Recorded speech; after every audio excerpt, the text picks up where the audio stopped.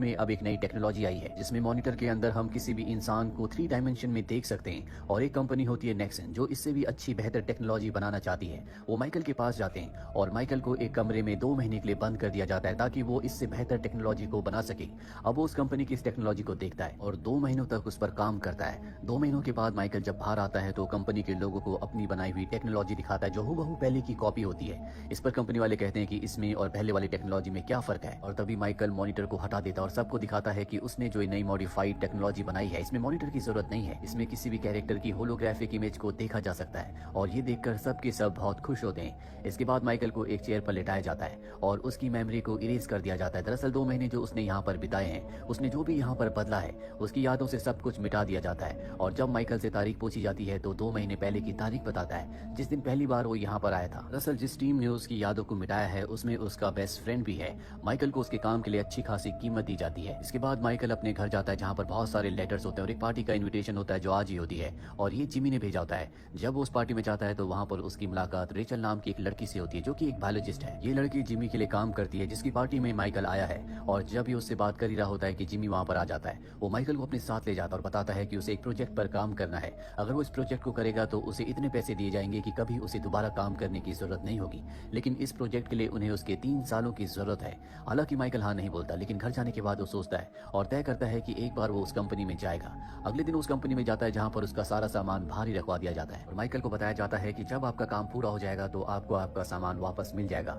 इसके बाद माइकल को एक इंजेक्शन लगाया जाता है और दूसरा इंजेक्शन उसे तब लगेगा जब उसका काम पूरा हो जाएगा। और पहले और दूसरे इंजेक्शन के बीच में उसकी जितनी भी यादें होंगी वो सब की सब अपने आप ही मिट जाएंगी। इस कंपनी का सीईओ जो कि जिमी है वो उसे लेकर एक कमरे में जाता है जहाँ पर उसकी मुलाकात रेचल से होती है जो कि यहीं पर काम करती है।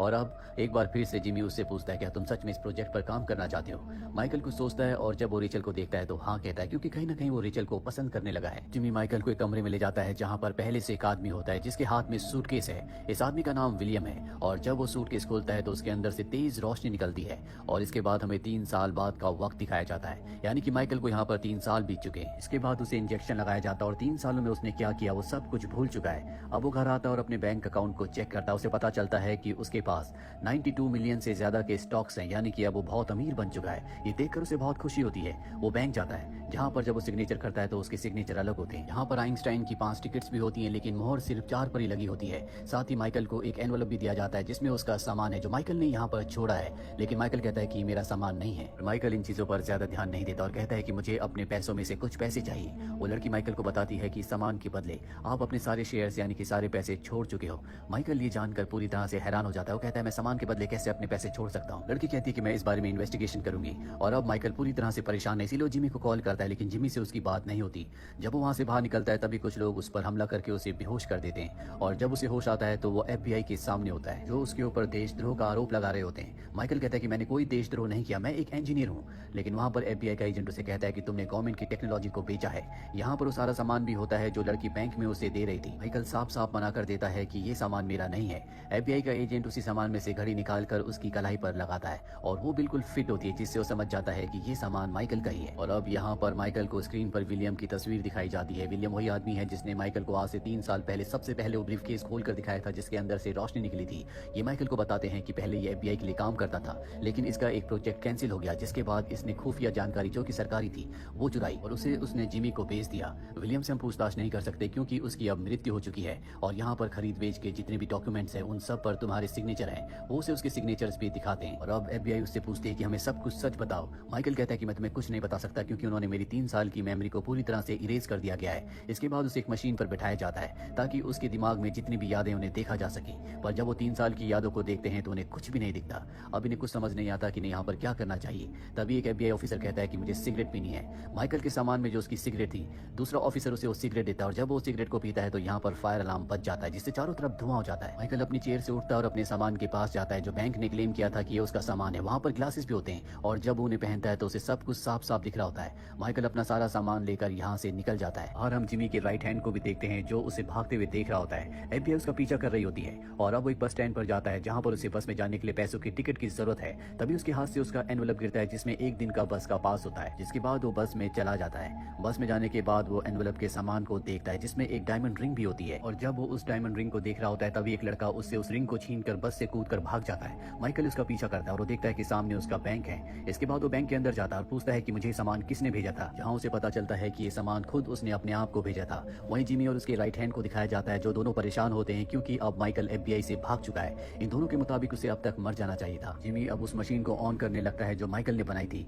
पर जब उसे ऑन करने की कोशिश करता है तो उसमें एरर आ जाता है। दरअसल माइकल ने ऐसा जानबूझकर किया था। उसके निकलने के कुछ ही घंटों के बाद ये मशीन खराब हो गई थी। जिमी अपनी राइट हैंड से कहता है कि जाओ और माइकल को पकड़कर वापस लाओ, क्योंकि वही इस मशीन को ठीक कर सकता है। दूसरी तरफ माइकल को दिखाया जाता है जो एक होटल के अंदर जाने के बाद उस सारे एनवेलप के सामान को देखता है जो बैंक से उसे मिला था। उसमें एक चिट होती है जिसमें लिखा होता है, if you only look where you can't go you will miss the riches below. ये एक तरह की पहेली है, इसके पीछे एक नंबर भी होता है। फिलहाल माइकल को कुछ भी समझ में नहीं आता और इसके बाद वो अपने फ्रेंड के पास जाता है। ये वही फ्रेंड है जिसके साथ उसने पहला प्रोजेक्ट किया था, जिसने उसकी यादों को मिटाया था। और जब उसे बातें कर रहा होता है तभी टीवी पर एक लॉटरी विनर का नंबर बताया जाता है, और ये नंबर वही नंबर होता है जो उसके पास चिट के पीछे लिखा था। और यहाँ पर माइकल समझ जाता है जिमी ने उससे एक टाइम ट्रेवल मशीन बनवाई है, और टाइम ट्रेवल मशीन बनाने के दौरान उसने अपने भविष्य को देख लिया था, इसीलिए उसने अपने आप को ये सारा सामान भिजवाया है ताकि वो इस सामान से अपनी खुद की मदद कर सके। साथ ही उसने अपने सारे पैसे छोड़ दिए ताकि उसका ध्यान पैसों पर ना रहकर इस सामान पर रहे। और अब यहाँ पर जिमी के लोग आ जाते हैं जो इनके ऊपर हमला करते हैं, और तभी माइकल देखता है कि सामने एक दरवाजा है जो लॉक्ड होता है, लेकिन माइकल के सामान में एक चाबी भी होती है जो अपने दोस्त को देता है और कहता है कि तुम चाबी से दरवाजा खोलकर वहाँ छुप जाओ। उसका दोस्त वहाँ चला जाता है और माइकल यहाँ से भागते हुए रेलवे ट्रैक तक पहुंच जाता है। यहाँ पर भी जिमी के लोग आ जाते हैं जो उसको मारने वाले होते हैं, लेकिन माइकल एक बार फिर से अपने सामान में से स्प्रे निकालता है और उन पर हमला करता है और किसी तरह से यहाँ से भाग जाता है। अब वो ट्रेन टनल के अंदर है, पीछे से ट्रेन आ रही होती है, और तभी वो वहाँ पर पैनल बॉक्स खोलकर अपने सामान से एक पिन निकालता है जिससे वो पैनल बॉक्स के अंदर शॉर्ट सर्किट करता है। इस वजह से ट्रैक की सारी ग्रीन लाइट्स रेड लाइट में कन्वर्ट हो जाती है और ट्रेन रुक जाती है, और इस तरह से माइकल अपनी जान बचाकर यहाँ से निकल जाता है। एक बार फिर से वो अपने सामान को चेक करता है और उसे एक कैफे का एक कार्ड मिलता है। जब वो वहाँ पर फोन करता है तो उसे पता चलता है कि उसने वहाँ पर 2 लोगों के लिए टेबल बुक की है। वहीं हमें रेचल को दिखाया जाता है जिसके पास जिमी आता है और वो उसे बताता है कि माइकल तुम्हें छोड़कर जा चुका है, जिससे रेचल को बहुत दुख होता है। इसके बाद रेचल अपने काम पर चली जाती है। माइकल के लोग जब उसके घर की तलाशी लेते हैं, मिरर पर उन्हें माइकल का एक मैसेज मिलता है जिसमें उसने रेचल को एक कैफे में मिलने के लिए बुलाया होता है, लेकिन जिमी वहाँ पर रेचल की जगह अपनी एक साथी माया को भेजता है कि वो माइकल से उसका स्वाइप कार्ड ले सके, और वो लड़की माइकल के पास जाकर उसे यकीन दिला देती है कि वही रेचल है। माइकल उसे अपना स्वाइप कार्ड दे देता है, और जब वो उसे गुड बाय कहने के लिए उसके करीब आती है तो माइकल देखता है कि उसने अपनी आंखों में लेंसेज लगा रखे हैं। इसके बाद उसे शक होता है और वो उसे पूछता है कि मेरी फेवरेट बेसबॉल टीम का नाम क्या है। तो नाम वो लड़की जो कि रेचल का रूप धारण करके यहाँ पर आई होती है नहीं बता पाती। वो गन पॉइंट कर देती है, पर तभी पीछे से असली रेचल आ जाती है जो उसके ऊपर हमला करती है। इसके बाद माइकल और रेचल यहाँ से निकल जाते हैं। माइकल के सामान में BMW कार की एक चाबी भी होती है। दरअसल उसने पहले भविष्य देख लिया था कि उन्हें यहाँ से भागना होगा, इसीलिए उसने यहाँ पर पहले से BMW गाड़ी रखी हुई थी। जब वो गाड़ी की चेन से उसे अनलॉक करता है तो उसे पता चलता है कि ये BMW की बाइक है, और वो उस बाइक में रेचल को लेकर यहाँ से निकल जाता है। जिमी के लोग अब भी उसका पीछा कर रहे होते हैं, साथ ही FBI की टीम भी यहाँ पर आ जाती है, लेकिन माइकल इन सब को चकमा देकर यहाँ से निकल जाता है। और अब एक बार फिर से वो सामान को देखता है जिसमें टिकट्स भी होती हैं, और जब वो उन टिकट्स को ध्यान से देखता है तो टिकट्स में जो आइंस्टाइन की फोटो होती है उसकी आंखों में उसे कुछ दिखता है। इसके बाद वो उन आंखों को माइक्रोस्कोप से देखता है जिस पर न्यूज़पेपर की कटिंग्स होती है जो कि भविष्य के न्यूज़पेपर है, और इससे उसे पता चलता है कि जिमी की कंपनी ने जो आविष्कार किया था उससे कई देशों के बीच में वॉर शुरू हो गई, जिसके बाद न्यूक्लियर हमले हुए